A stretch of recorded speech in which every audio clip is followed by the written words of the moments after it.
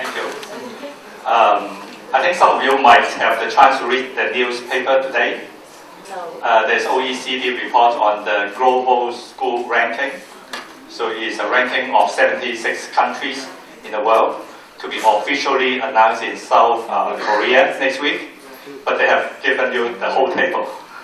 Where should Italy be among 76 countries? Who would think Italy should be in the first 15? 1 to 15? No? 16 to 30? 16 to 30? No? Not Italy? How about 31 to 45? 31 to 45? Italy. So there are 76 countries, right? OECD ranked the school. So putting in different figures together is actually science and math. From OECD PISA study, not the thing PISA you eat, but PISA, PISA study, the team study, all the results together, and they rank the schools. So where should Italy be? 55. 31 to 45. 46 to 60. Yes. Yeah. No. 61 to 75. So where are the people? What do you guess? Italy is 28. It is as good as USA.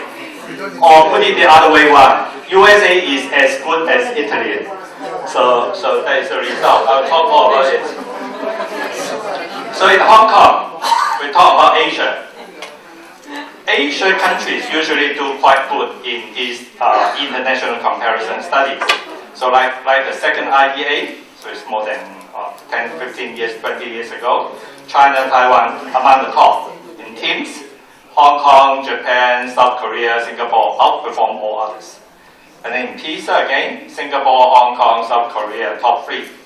And in the recent PISA, 2012 is Shanghai, but Shanghai is not ranked. They did not participate as a country. They just have a few cities joining. So they are not in the world global school ranking list. Shanghai is top in all 3 subjects, and Hong Kong is second, third in the 3 subjects. And then in the global school ranking that I just talked about, to be released next week, Singapore is the first, and Hong Kong is second, and South Korea is third. Taiwan, Japan, they're tied, 4. And Finland is 6, UK is 20, Italy, USA. Italy actually has mentioned a number of times in the PISA report and in the OECD report. It's singled out as a country that improved a lot in recent years.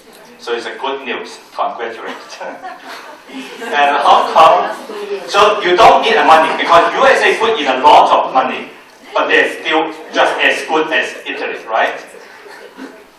Hong Kong, Taiwan, Chinese, Japan, South Korea. These are the top systems. Some of them have education monitoring systems, so they test assessing different countries, assessing their students. Some produce individual school report to the public. I'll talk more about it.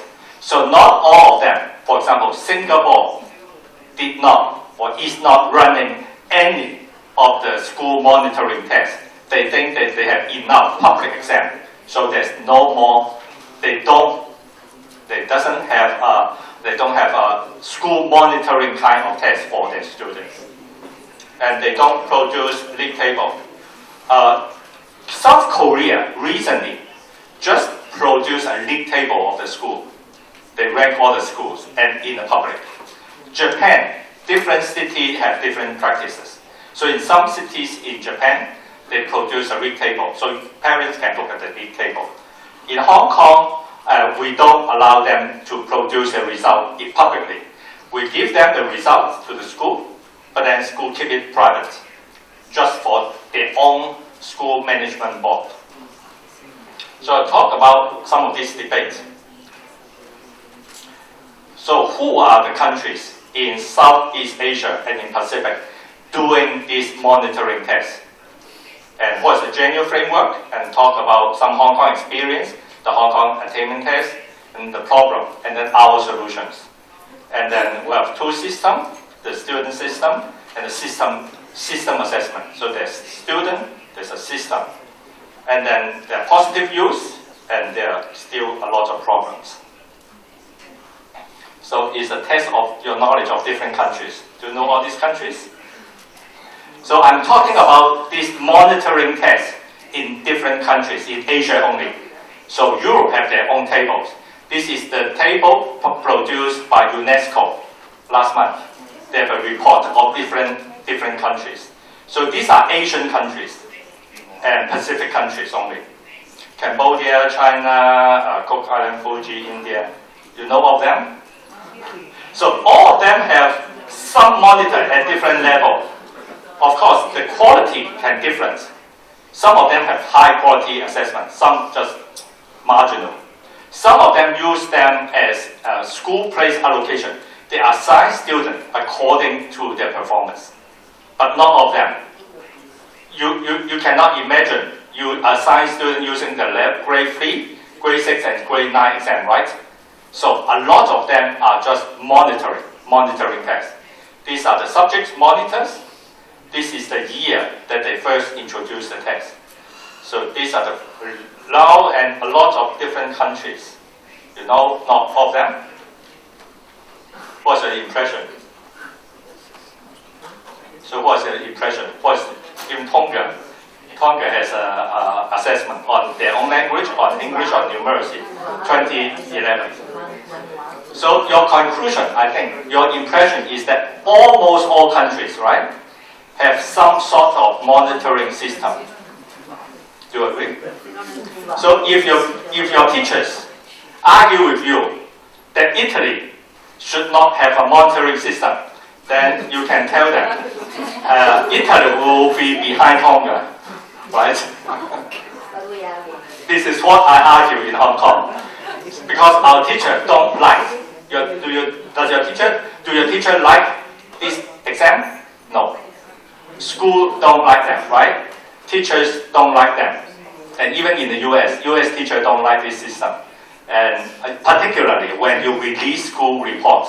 So you can tell them, if your country is not having this exam, is not having this monitoring test, then your country is behind the third world, right?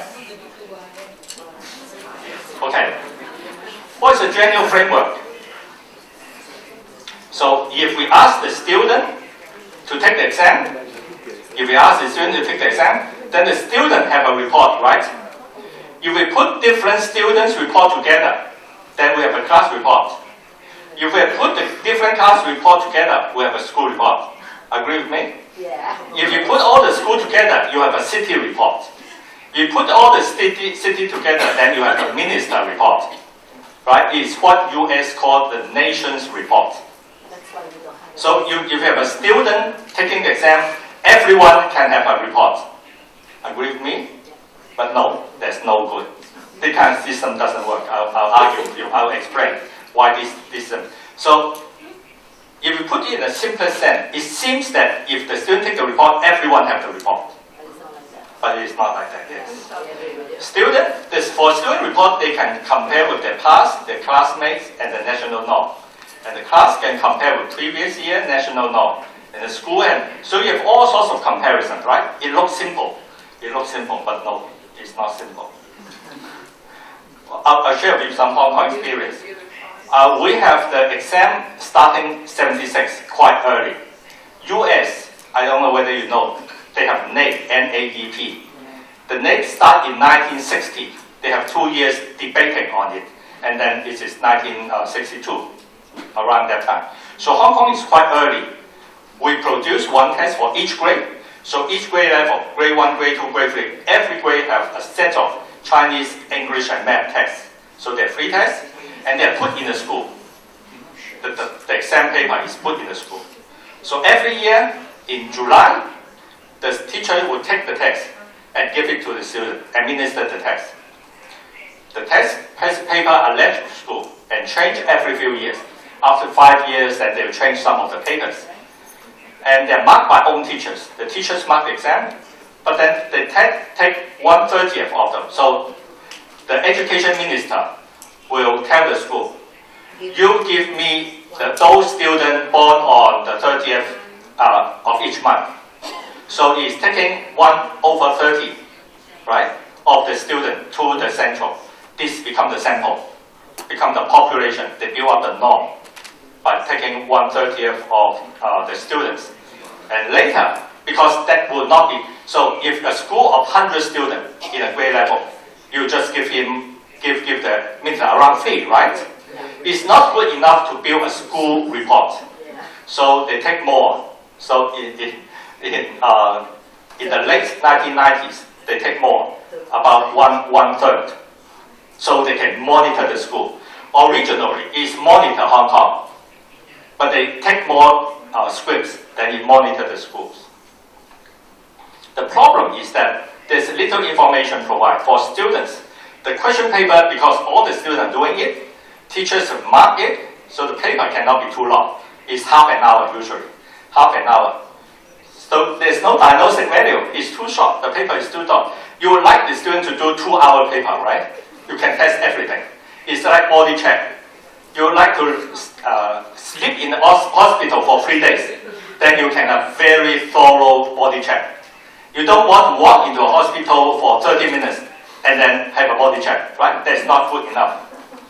So for whole Hong Kong, for school, only a relative ranking compared to Hong Kong norm. For whole Hong Kong, only a summary total. So the government will announce. So in 2018, our mark is 87.6, is something like that.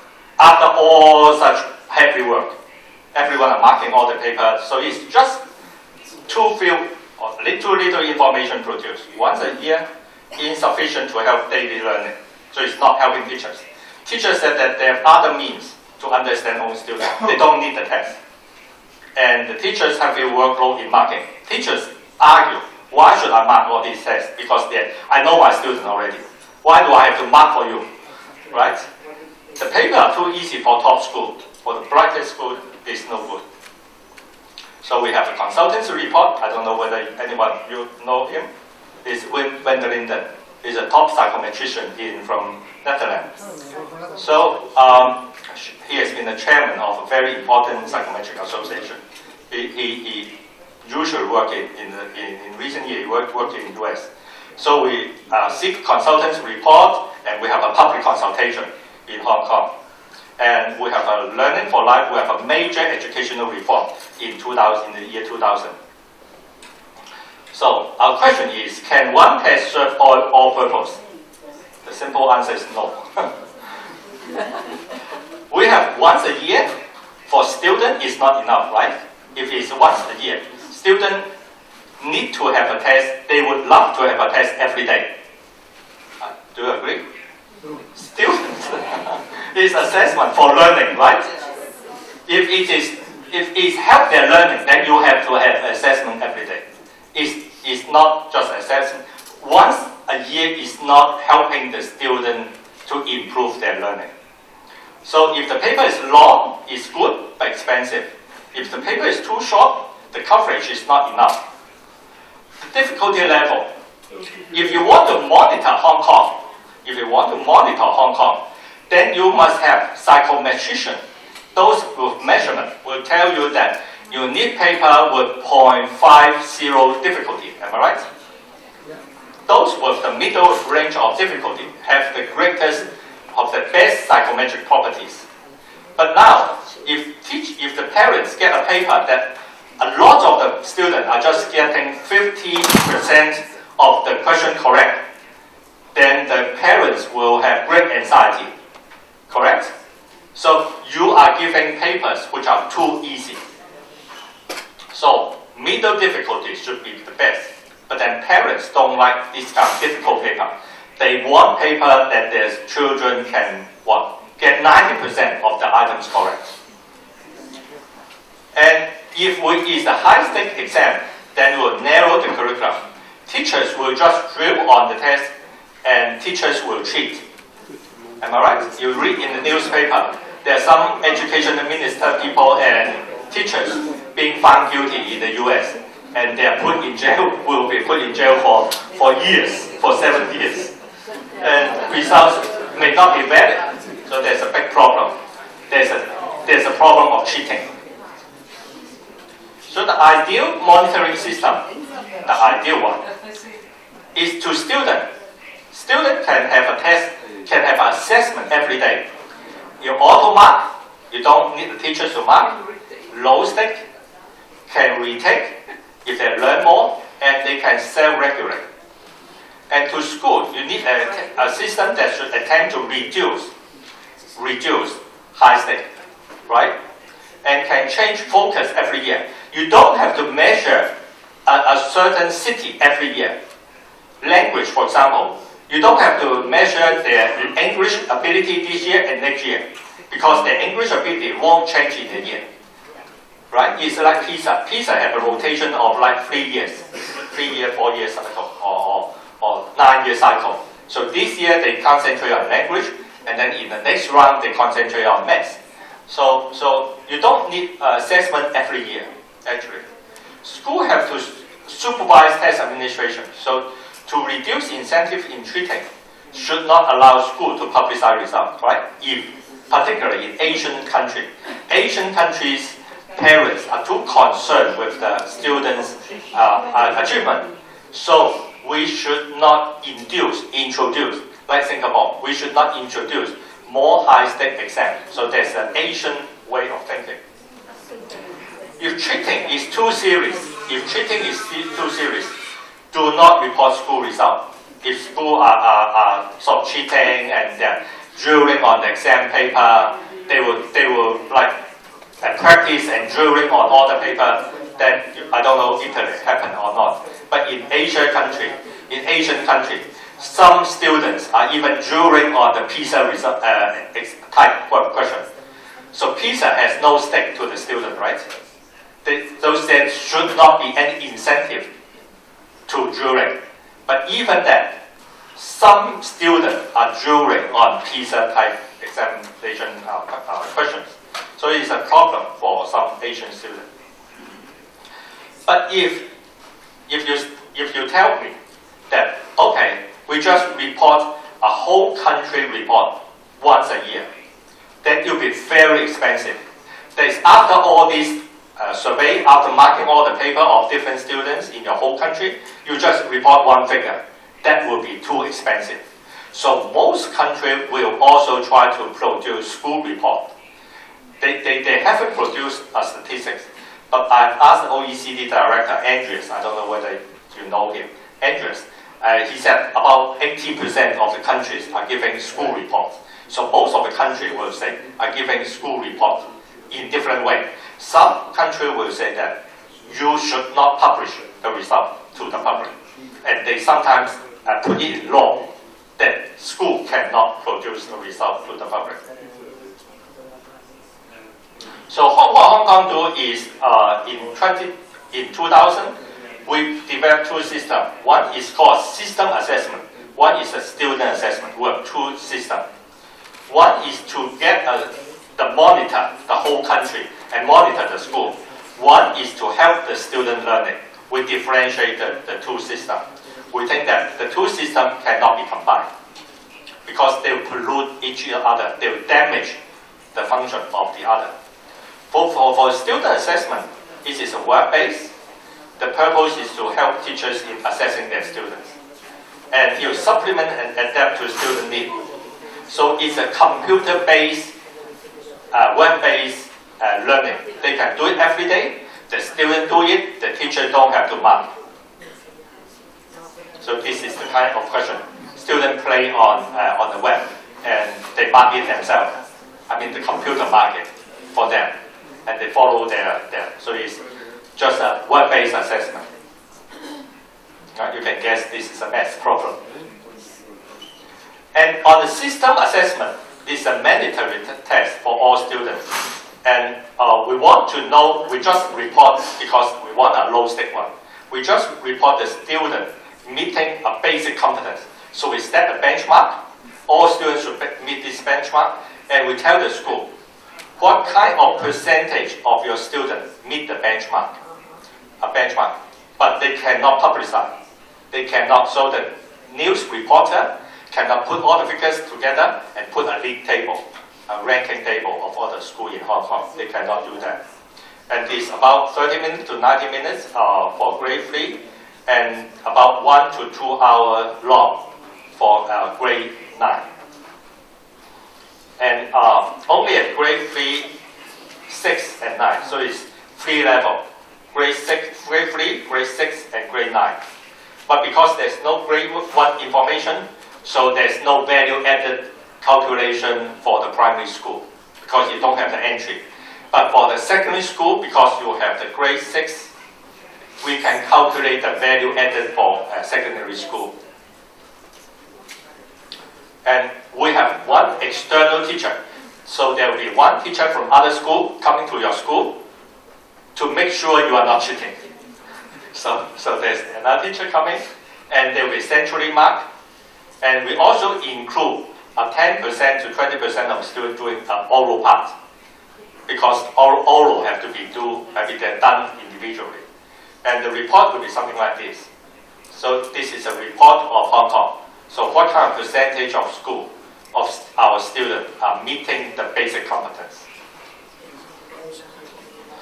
And we also provide item domain performance on student system assessment and give back to school, so while you are doing in different domains.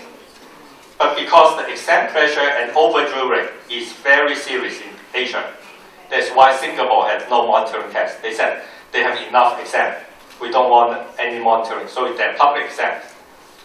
Other countries are careful, Asian countries, because our students have been drilling, have been putting in too much time on study. Then adding pressure through school report, league table, they are very careful not to add more pressure. In PISA, in Hong Kong is number 1 in the whole world in equity. So they calculate a correlation between SES, the social economic status and achievement. 0 correlation is good or bad. 0 correlation is the best. Same. So whether you're rich, you're poor, you have the same result. That's the best. So Hong Kong has the lowest correlation in the whole world. So what are we doing? We help for new migrants. I heard that you have 10% migrants. What kind of percentage you have? 10%?